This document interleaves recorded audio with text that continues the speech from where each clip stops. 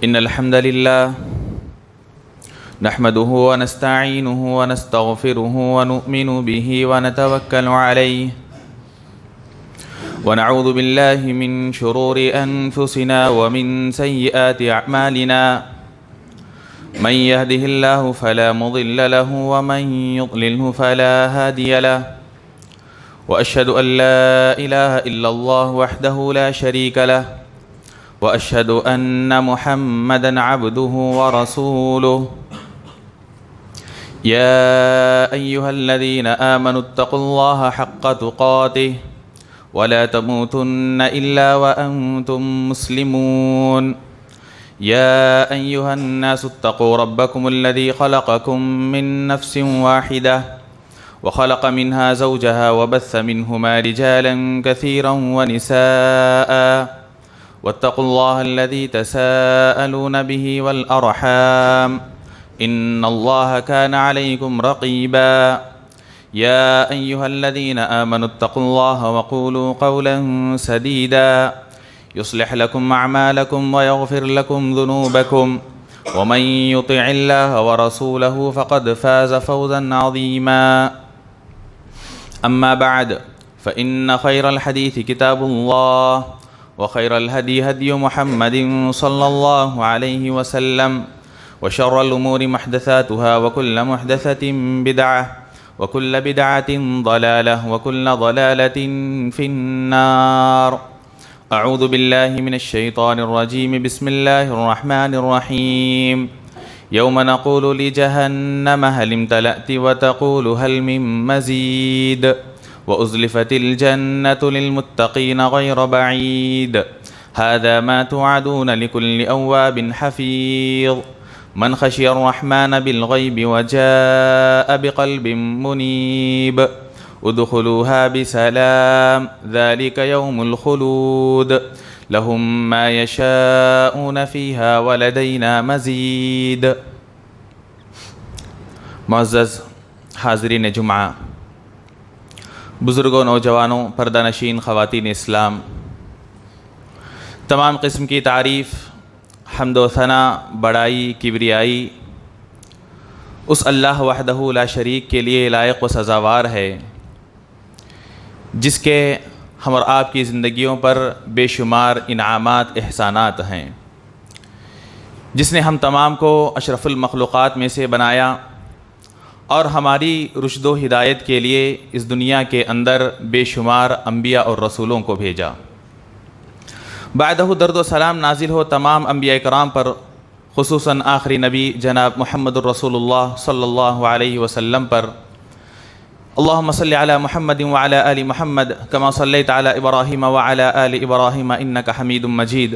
اللہم بارک علی محمد وعلی آل محمد کما بارکت علی ابراہیم وعلی آل ابراہیم انک حمید مجید۔ معزز حاضرین، ہم میں کا ہر آدمی بخوبی اس بات کو جانتا ہے کہ اللہ تبارک و تعالیٰ نے جتنے مخلوقات اس دنیا کے اندر پیدا فرمائے ہیں، ان میں اللہ تبارک و تعالیٰ نے چند مخلوقات کو ان کی فضیلت اللہ تبارک و تعالیٰ نے بیان فرمائی ہے۔ اللہ تبارک و تعالیٰ نے جنہیں اشرف المخلوقات بنایا ہے، ان میں سے انسان بھی ہے۔ اللہ تبارک و تعالیٰ نے انسان کو اشرف المخلوقات میں سے بنایا، اور پھر اللہ تبارک و تعالیٰ نے انسان کے اندر خیر اور شر دونوں چیزوں کا مادہ اللہ نے رکھا ہے۔ یعنی انسان خیر کے کام بھی کرتا ہے، نیکی کے کام بھی کرتا ہے، اسی طرح انسان سے گناہ بھی سرزد ہوتے ہیں، برائیاں بھی ہو جاتی ہے۔ اللہ تبارک و تعالیٰ نے انسانوں کو فرشتوں جیسا نہیں بنایا کہ جن کے اندر صرف اللہ تبارک و تعالیٰ نے خیر ہی خیر رکھا ہے،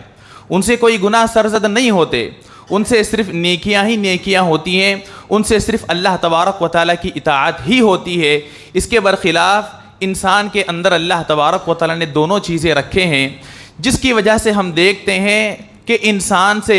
مختلف قسم کے گناہ سرزد ہوتے ہیں، مختلف قسم کی نافرمانیاں انسان اپنی زندگی میں کرتا ہے، کبھی اللہ کی نافرمانی، کبھی رسول کی نافرمانی، اس طرح سے مختلف گناہ انسان کی زندگی میں پائے جاتے ہیں۔ یہ جو بھی گناہ انسان کی زندگی میں پائے جاتے ہیں، جو بھی گناہ انسان کرتا ہے، علماء کرام نے قرآن اور حدیث کی روشنی میں ان گناہوں کی دو تقسیم کی ہے۔ ایک تو صغیرہ گناہ ہیں، چھوٹے موٹے گناہ، اور ایک ہیں کبیرہ گناہ، بڑے بڑے گناہ۔ جہاں تک صغیرہ گناہوں کی بات ہے، اس سلسلے میں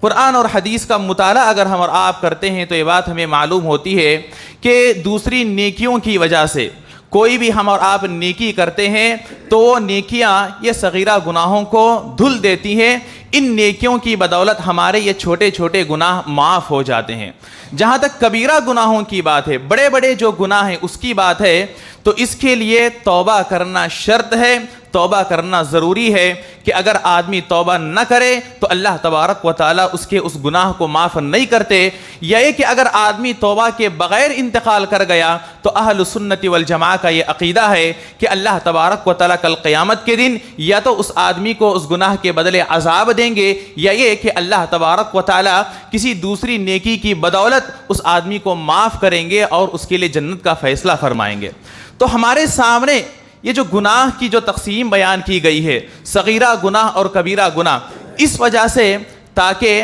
ہم سے جو گناہ سرزد ہو رہا ہے اگر وہ صغائر سے ہے، صغائر سے متعلق ہے تو ہماری نیکیاں تو اسے دھل دیں گی، لیکن اگر کبیرہ گناہ سے اس کا تعلق ہے تو پھر اگر ہمیں پتہ چل گیا کہ میں نے جو گناہ کیا ہے، مجھ سے جو غلطی سرزد ہوئی ہے، اس کا تعلق کبیرہ سے ہے، تو پھر ہمیں اس کے سلسلے میں اللہ تبارک و تعالیٰ سے توبہ کرنی چاہیے، اللہ تبارک و تعالیٰ سے استغفار کرنی چاہیے۔ حاضرین،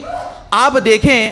لوگوں سے مختلف قسم کے گناہ سرزد ہوتے ہیں، چاہے صغائر ہوں یا کبائر ہوں۔ کبھی انسان جان کر اسے پتہ ہوتا ہے کہ یہ گناہ ہے پھر بھی آدمی گناہ کر دیتا ہے، اور کبھی ایسا ہوتا ہے کہ غلطی سے اس سے گناہ ہو جاتا ہے، اسے پتہ ہے کہ گناہ ہے اور مجھے بچنا ہے، لیکن کبھی غلطی ہو گئی، بھول ہو گئی اور آدمی وہ گناہ انجام دے دیتا ہے۔ اور کبھی کبھار ایسا بھی ہوتا ہے کہ آدمی انجانے میں یہ گناہ کرتا ہے، یعنی اسے پتہ بھی نہیں ہوتا کہ یہ گناہ ہے اور آدمی اس گناہ کو سر انجام دے دیتا ہے، اور بسا اوقات ایسا ہوتا ہے کہ وہ گناہ کبائر میں سے ہوتا ہے، بڑے بڑے گناہوں میں سے ہوتا ہے۔ تو آئیے انشاءاللہ تبارک و تعالی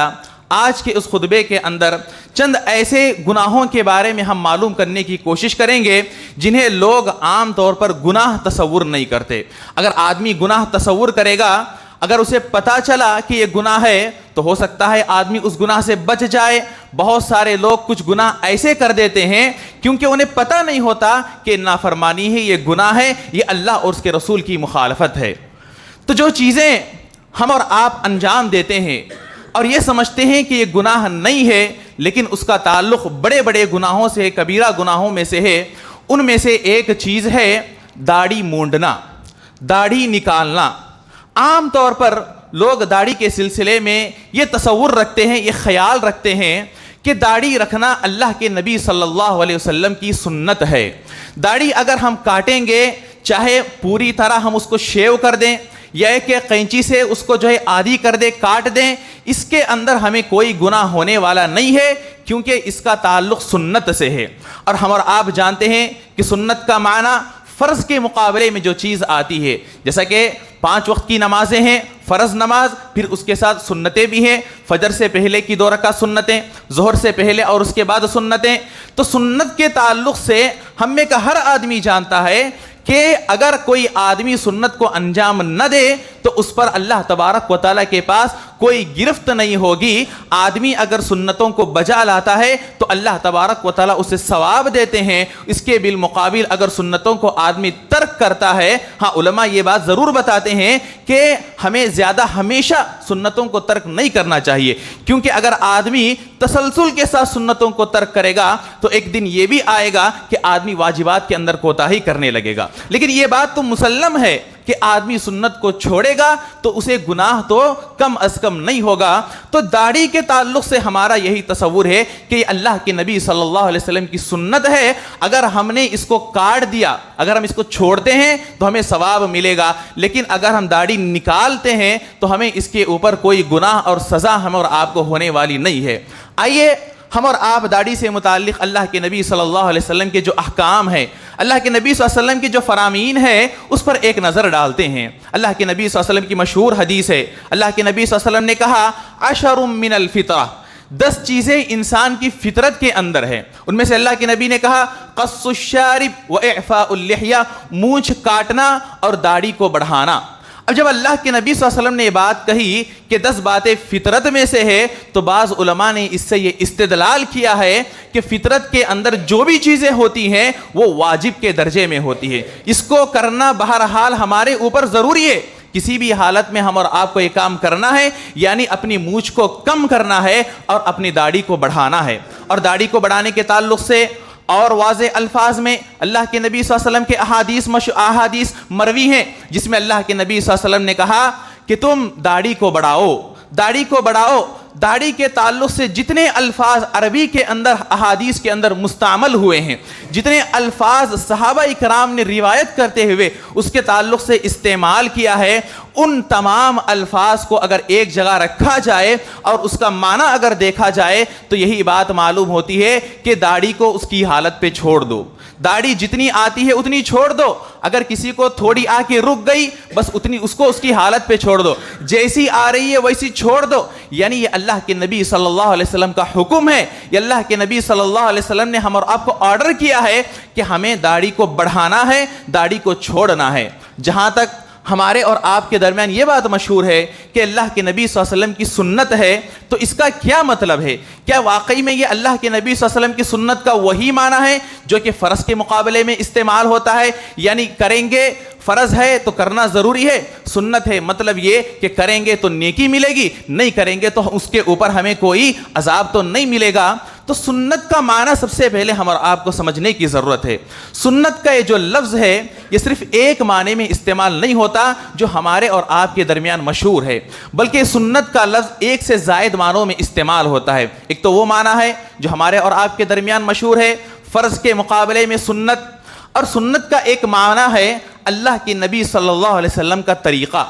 اللہ کے نبی صلی اللہ علیہ وسلم نے جو بھی اپنی زندگی میں عمل کر کے ہم اور آپ کو دکھلایا، صحابہ اکرام کو دکھلایا، ان تمام چیزوں کو سنت کہا جاتا ہے۔ اللہ کے نبی صلی اللہ علیہ وسلم کا جو بھی کام ہے یہ سنت کہلاتا ہے۔ اب جہاں تک اللہ کے نبی صلی اللہ علیہ وسلم کے کام کو ہم سنت کہتے ہیں، تو اس سنت کے اندر بھی بعض سنتیں ایسی ہیں جو کہ واجب کے درجے میں آتی ہیں، بعض سنتیں ہیں جو سنت کے درجے میں آتی ہیں، اور اللہ کے نبی صلی اللہ علیہ وسلم کی بعض سنتیں ایسی بھی ہیں جو صرف اللہ کے نبی صلی اللہ علیہ وسلم کے ساتھ خاص ہیں، جو ہمارے اور آپ کے لیے نہیں ہے۔ مثال کے طور پر 4 سے زائد شادیاں کرنا، اللہ کے نبی صلی اللہ علیہ وسلم نے 4 سے زائد شادیاں کی، یہ بھی اللہ کے نبی صلی اللہ علیہ وسلم کی سنت ہے۔ اس کا یہ مطلب نہیں کہ ہم اس سنت پر عمل کریں گے۔ تو اللہ کے نبی صلی اللہ علیہ وسلم کی جو سنتیں ہیں، یعنی اللہ کے نبی صلی اللہ علیہ وسلم کی جو عملی زندگی ہے، جو کام اللہ کے نبی نے کر کے بتائے ہیں، جو کام اللہ کے نبی کیا کرتے تھے، ان میں بعض سنتیں واجب کے درجے میں آتی ہیں، بعض سنت کے درجے میں آتی ہیں، بعض مباح کے درجے میں آتی ہے۔ تو اب اگر ہم اور آپ داڑھی کے مسئلے کو اللہ کے نبی صلی اللہ علیہ وسلم سے جو احادیث مروی ہیں، جو احادیث ہم تک پہنچے ہیں، اس کو اور اللہ کے نبی کے عمل کو ایک جا رکھ کر دیکھتے ہیں، تو ہمیں یہ بات معلوم ہوتی ہے کہ یہ سنت جو اللہ کے نبی صلی اللہ علیہ وسلم کی سنت کے نام سے ہمارے اور آپ کے درمیان مشہور ہے، یہ واجب کے درجے میں آتی ہے۔ اور حاضرین، یہاں پر ہم اور آپ ایک بات یہ بھی جان لیں، اس بات کا بھی جاننا ضروری ہے کہ اب جب ہم کہتے ہیں کہ کبیرہ گناہ ہے، بڑا گناہ ہے، تو اب یہاں سے کیسے ہم کو پتا چلتا ہے کہ داڑھی اگر کاٹتے ہیں تو ایک بڑا گناہ ہے، یہ ایک کبیرہ گناہ ہے؟ تو علماء اکرام نے صغائر اور کبائر کے تعلق سے بات بیان فرمائی ہے کہ اللہ تبارک و تعالیٰ نے تو اس سلسلے میں کوئی ضابطہ ہم اور آپ کو نہیں دیا ہے کہ فلاں گناہ کبیرہ ہے یا فلاں چیز ہوگی تو وہ کبیرہ ہوگی۔ اللہ تبارک و تعالیٰ نے تو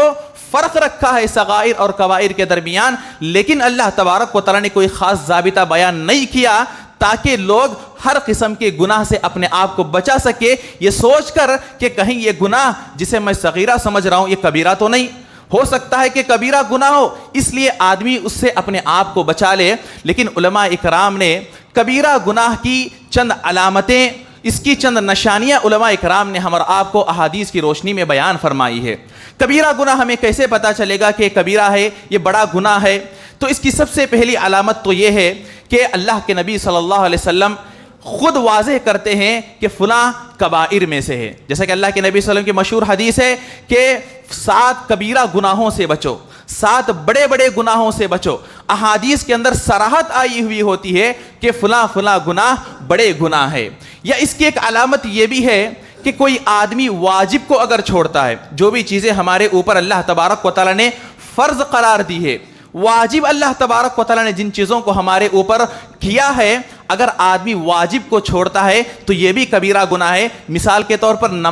نماز ہمارے اور آپ کے اوپر واجب ہے، اگر ہم نماز چھوڑتے ہیں تو گویا کہ ہم ایک بڑے گناہ کا ارتکاب کر رہے ہیں، کبیرہ گناہ کے ہم مرتکب ہو رہے ہیں. اسی طرح کبیرہ گناہ کی ایک نشانی یہ بھی ہے کہ اگر کسی گناہ کے تعلق سے دنیا یا آخرت کے اندر کوئی وعید سنائی گئی ہو، اگر آدمی یہ گناہ کرے گا تو دنیا میں اس کے لیے فلاں وعید ہے یا آخرت میں اس کے لیے فلاں وعید ہے، تو وہ بھی کبیرہ ہے. اسی طرح ایک اور علامت یہ بھی ہے کہ اللہ کے نبی صلی اللہ علیہ وسلم یا اللہ تبارک و تعالیٰ اس گناہ کے انجام دینے والے پر لعنت بھیجے ہوں. اگر لعنت کی گئی ہے فلاں گناہ کا کام کرنے والا، فلاں گناہ انجام دینے والا، اس پر اللہ کی لعنت ہے، نبی صلی اللہ علیہ وسلم کی لعنت ہے، تو سمجھ جائیں کہ یہ بھی کبیرہ گناہ ہے. اسی طرح اگر کوئی گناہ ہے جس کے اوپر حد نافذ ہوتا ہے، وہ گناہ کا ارتکاب کرنے سے آدمی پر حد نافذ کیا جاتا ہے، تو پھر وہ بھی کبیرہ گناہوں میں سے. اس طرح کچھ نشانیاں علماء کرام نے بیان فرمائی جس سے ہم اور آپ معلوم کر سکتے ہیں کہ یہ گناہ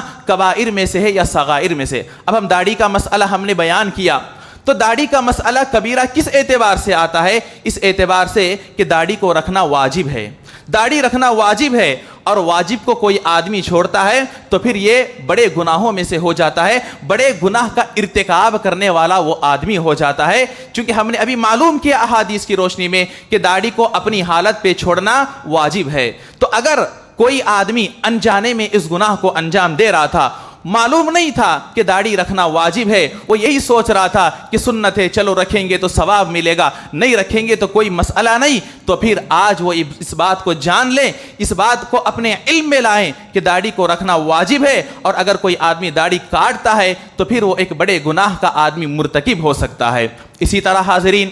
ایک اور گناہ جسے بہت سارے لوگ گناہ ہی نہیں سمجھتے، لیکن اس کا تعلق، اس کا شمار بڑے بڑے اور کبیرہ گناہوں میں سے ہوتا ہے، وہ ہے نماز کے اندر صفوں کو درست نہ کرنا. نماز ہم اور آپ جماعت کے ساتھ ادا کرتے ہیں، ہمیشہ امام اقامت کے بعد اعلان کرتے ہیں سووا صفوفکم، اپنے صفوں کو درست کر لو، استووا واعتدلوا، اپنے صفوں کو درست کر لو، سیدھے سیدھے کھڑے ہو جاؤ. لیکن اس کے باوجود ہم کو یہ بات دیکھنے میں ملتی ہے کہ صفوں کے اندر وہ درستگی نہیں ہوتی، ہماری صفیں اتنی سیدھی نہیں ہوتی جتنی سیدھی رکھنے کا اللہ کے نبی صلی اللہ علیہ وسلم نے ہم اور آپ کو حکم دیا ہے. جہاں تک صف سیدھی کرنے کا معاملہ ہے تو اس سلسلے میں اللہ کے نبی صلی اللہ علیہ وسلم نے کئی ساری احادیث کے اندر اس بات کا ہم اور آپ کو حکم دیا ہے، جیسا کہ سووا صفوفکم، اقیموا صفوفکم، رصوا صفوفکم. ان تمام احادیث کے اندر اللہ کے نبی صلی اللہ علیہ وسلم نے جو الفاظ استعمال کیے ہیں اس کا معنی اور مطلب یہی ہے کہ تم اپنی صفوں کو سیدھی رکھو، اپنی صفوں کو تم سیدھی رکھو. صفوں کو سیدھی رکھنا بعض علماء نے اسے سنت مؤکدہ کہا ہے، لیکن دلائل کی روشنی میں ہم اور آپ کے سامنے یہی بات واضح ہوتی ہے کہ یہ سنت مؤکدہ نہیں بلکہ یہ اللہ کے نبی صلی اللہ علیہ وسلم کا حکم ہے، یہ امر ہے. تو پھر اس بات کا کرنا، یہ کام کرنا نماز کی حالت میں ہمارے اور آپ کے اوپر واجب ہے. اس کے واجب ہونے کے لیے ایک اور دلیل علماء اکرام ہمارے اور آپ کے سامنے پیش کرتے ہیں، وہ یہ کہ اللہ کے نبی صلی اللہ علیہ وسلم کی وفات کے بعد ایک مرتبہ حضرت انس رضی اللہ عنہ مدینہ تشریف لائے. تو لوگوں نے حضرت انس رضی اللہ عنہ سے سوال کیا کہ اے انس رضی اللہ عنہ، اللہ کے نبی صلی اللہ علیہ وسلم کے دور میں اور اب کے دور میں کیا چیز آپ فرق محسوس کر رہے ہیں، کس چیز کے اندر آپ کو فرق نظر آ رہا ہے؟ تو حضرت انس رضی اللہ عنہ نے کہا کہ مجھے صرف یہی ایک فرق نظر آ رہا ہے کہ تمہاری صفیں سیدھی نہیں ہو رہی ہے، تمہاری صفیں سیدھی نہیں ہو رہی ہے. علماء اکرام نے اس بات سے استدلال کیا اور کہا کہ انس رضی اللہ عنہ کا اس بات پر نکیر کرنا اس بات پر دلالت کرتا ہے کہ یہ واجب کے درجے میں ہے. اگر یہ سنت ہوتی، واجب کے درجے میں نہ ہوتی تو انس رضی اللہ عنہ اتنی سختی کے ساتھ نکیر نہ کرتے. انس رضی اللہ عنہ ان کا نکیر نہ کرتے، نہ کہتے کہ ہاں مجھے یہ فرق نظر آ رہا ہے، یہ چیز اللہ کے نبی کے دور میں اور آج کے دور میں بدلی ہوئی مجھے نظر آ رہی ہے، تو علماء نے استدلال کیا کہ صفوں کو سیدھا رکھنا واجب ہے۔ اب صفوں کو سیدھا کرنے کا مطلب کیا ہے؟ صفوں کو سیدھا رکھنے کا کیا معنی ہے؟ اس کے اندر بہت سارے معنی آتے ہیں۔ سب سے پہلا معنی تو یہ کہ ہم اپنی صفوں کو ایک دم سیدھی رکھیں، یعنی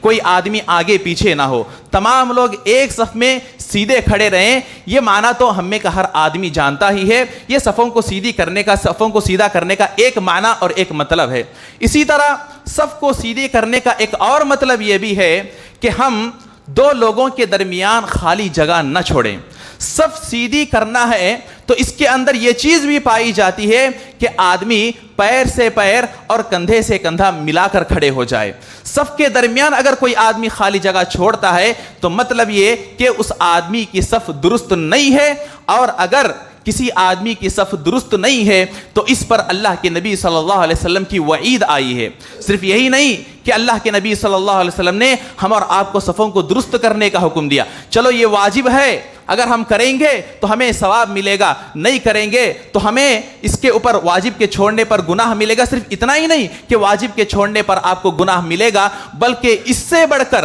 اس سے آگے بڑھ کر اللہ کے نبی صلی اللہ علیہ وسلم نے اس سلسلے میں ہم اور آپ کو وعید بھی سنائی ہے۔ اللہ کے نبی صلی اللہ علیہ وسلم کی مشہور حدیث ہے، اللہ کے نبی نے کہا لَتُسَوُّنَّ صُفُوفَكُمْ أَوْ لَيُخَالِفَنَّ اللَّهُ بَيْنَ وُجُوهِكُمْ، تم اپنی صفوں کو درست کر لو، تم اپنی صفوں کو سیدھی کر لو، ورنہ اللہ تبارک و تعالیٰ تمہارے چہروں کو الٹ دے گا، اللہ تبارک و تعالیٰ تمہارے درمیان اختلاف پیدا کر دے گا۔ آج ہم یہ جو اختلاف مسلمانوں کے درمیان دیکھ رہے ہیں، کہیں نہ کہیں اس کی ایک وجہ یہ بھی ہے کہ آج ہماری صفیں سیدھی نہیں ہوتی ہے، آج ہماری صفیں درست نہیں ہوتی ہے۔ اللہ ہماری صفیں اس معنی میں درست نہیں ہوتی جس معنی میں اللہ کے نبی صلی اللہ علیہ وسلم نے ہم اور آپ کو حکم دیا، یعنی جب صفوں کے درمیان کھڑے ہوتے ہیں تو دو لوگوں کے درمیان جگہ موجود ہوتی ہے۔ دو لوگ جب کھڑے ہوتے ہیں تو نہ اپنے کندھے سے اپنے بازو والے کے کندھے کو ملاتے ہیں، نہ اپنا پیر بازو والے کے پیر کو ملاتے ہیں۔ اب یہ بات کہاں سے آتی ہے؟ اس کا یہ استدلال ہم کیسے کر سکتے ہیں کہ مل کر کھڑنا، کندھے سے کندھا اور پیر سے پیر ملانا، صف کے درمیان خالی جگہ نہ چھوڑنا، یہ بھی صف کو درست کرنے کے اندر آتا ہے۔ حضرت انس رضی اللہ عنہ کی حدیث ہے، جب بھی اللہ کے نبی صلی اللہ علیہ وسلم کہتے سووا صفوفکم، اپنی صفوں کو سیدھی کر لو، تو انس رضی اللہ عنہ کہتے ہیں کہ ہم دیکھتے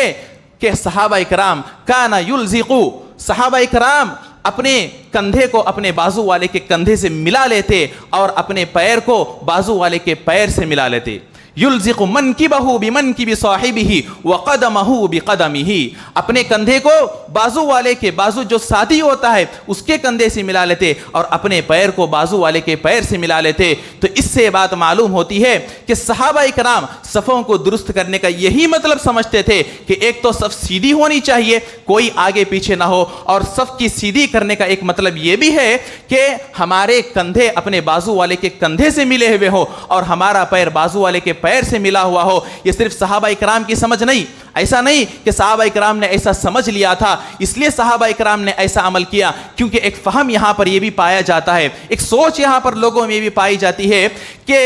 ہم صف کو درست کرنے کے لیے کندھے سے کندھا اور پیر سے پیر ملاتے ہیں۔ اگر کندھے سے کندھا اور پیر سے پیر ملائے بغیر بھی ہماری صف درست ہوتی ہے تو پھر کندھے سے کندھا اور پیر سے پیر ملانے کی ضرورت نہیں ہے۔ ایک سوچ، ایک فکر یہ بھی پائی جاتی ہے، یعنی یہ کندھے سے کندھا اور پیر سے پیر ملانا یہ صف کو درست کرنے کے لیے ہمارا آپ کے لیے معاون ثابت ہوتی ہے۔ اگر اس کے بغیر بھی صف سیدھی ہو رہی ہے تو اس کی ضرورت نہیں، ایسا کہنے والے کہتے ہیں، لیکن صحابہ کرام کے عمل سے ہمیں کیا بات معلوم ہوتی ہے؟ صحابہ کرام ہمیشہ کندھے سے کندھے اور پیر سے پیر ملا کر کھڑے ہوتے تھے، اور صحابہ کرام کی یہ فہم، صحابہ کرام کی یہ سوچ عین حدیث کے الفاظ کے مطابق ہے، عین نبی صلی اللہ علیہ وسلم کے حکم کے مطابق ہے۔ اللہ کے نبی صلی اللہ علیہ وسلم جب امامت کے لیے کھڑے ہوتے، جب یہ کہتے کہ اپنی صفوں کو درست کر لو، تو اللہ کے نبی صلی اللہ علیہ وسلم یہ بھی کہتے تھے کہ اپنی صفوں کے درمیان شیطان کے لیے خالی جگہ نہ چھوڑو، شیطان کے لیے خالی جگہ نہ چھوڑو۔ دو لوگوں کے درمیان اگر ہم نے خالی جگہ چھوڑ دی تو پھر شیطان وہاں پر داخل ہوتا ہے، تو اس سے اللہ کے نبی صلی اللہ علیہ وسلم نے منع کیا۔ اس سے ہم اسی وقت بچ سکتے ہیں جب ہم اپنے کندھے کو کو اپنے بازو والے کے کندھے سے اور اپنے پیر کو بازو والے کے پیر سے ملا کر کھڑے ہو جائیں۔ تو اس طرح یہ چیز بھی صفوں کی درستگی کے اندر آتی ہے، اور صفوں کی درستگی کے اندر ایک چیز یہ بھی آتی ہے کہ سب سے پہلے پہلی صف کو مکمل کریں۔ جب تک پہلی صف مکمل نہ ہو دوسری صف نہ بنائے۔ عام طور پر دیکھنے میں ملتا ہے کہ پہلی صف میں جگہ خالی ہوتی ہے، یا یہ کہ ہم آ رہے ہیں 4-5 صفیں بھر گئی ہیں،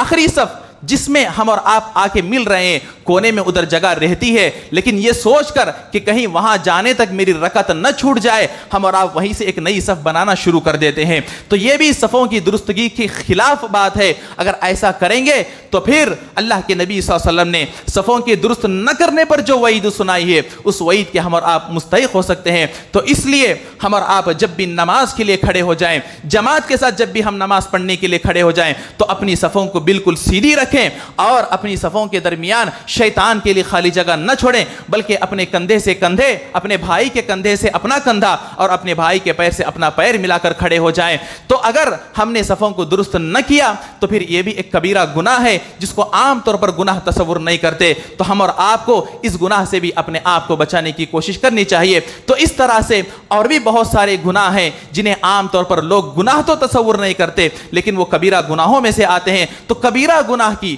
جو علامت اور جو نشانی آپ کے سامنے رکھی گئی ہے اسے آپ اپنے ذہنوں میں رکھ لیں۔ اگر آپ کوئی بھی کام کر رہے ہیں وہ گناہ کا کام ہے اور اس کے اندر کبیرہ گناہ کی علامت اگر پائی جا رہی ہے تو فوراً اسے کبیرہ سمجھیں، بڑا گناہ سمجھیں اور فوراً اسی وقت اس سے توبہ کریں اور اس سے اپنے آپ کو بچانے کی کوشش کریں۔ دعا ہے اللہ تبارک و تعالیٰ سے کہ اللہ تبارک و تعالیٰ ہم تمام کو سنی ہوئی باتوں پر عمل کرنے کی توفیق عطا فرما۔ اللہ تبارک و تعالیٰ ہم تمام کو ہر قسم کے صغیرہ اور کبیرہ گناہوں سے بچنے کی توفیق عطا فرما۔ اللہ تبارک و تعالیٰ ہم سے جانے انجانے میں جو بھی گناہ ہوتے ہیں اللہ تبارک و تعالیٰ ہمارے ان تمام گناہوں کی مغفرت فرما۔ اللہ تبارک و تعالیٰ مسلمانوں میں سے جو بھی لوگ بیمار ہیں اللہ تبارک و تعالیٰ انہیں شفاء عاجلہ کاملہ نصیب فرما۔ جو بھی لوگ اس دنیا سے گزر چکے ہیں اللہ تبارک و تعالیٰ ان کی مغفرت فرما، ان کے گناہوں کو نیکیوں میں تبدیل فرما، ان کے قبروں کو نور سے منور فرما۔ آمین۔ اقول قولی ھذا استغفر اللہ لی ولکم ولسائر المسلمین اجمعین واستغفروہ انہ هو الغفور الرحیم۔